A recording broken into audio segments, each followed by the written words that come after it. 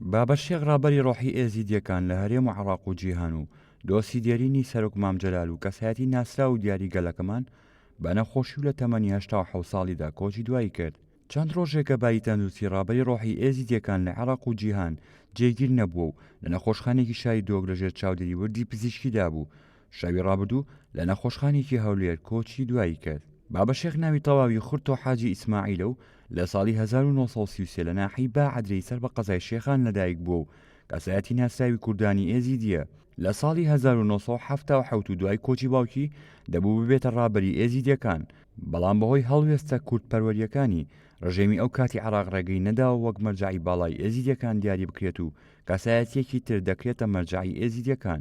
دواتر و لە ساڵی 1995 بۆتە ڕابەری ڕۆحی ئێزیدیەکان و لەنەوەی شێخ فەخرەدین کوڕی عودەیە. بابە شێخ لە خێزانێکی نیشتیمان پەروەر بووە و خێزانەکەی قوربانێکی زۆریان لە پێناو کورد و کوردستاندا بەخشیوە و خاوەنی چەندین شەهیدن. لەوانە شەهید حسێن بابە شێخ ئەندامی پێشووی سەرکردایەتی یەکێتی نیشتیمانی کوردستان و شێخ سمایلی ئامۆزای بابە شێخ.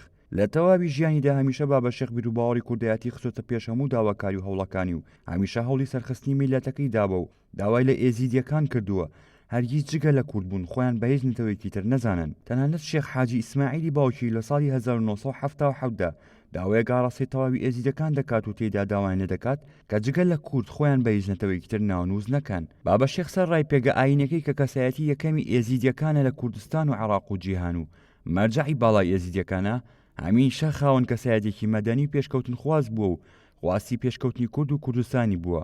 بابە شێخ ماوەیە کە دووچاری نەخۆشی گورچیلە بووە و ئەوەش کاری لەسەر دڵی کردهبوو.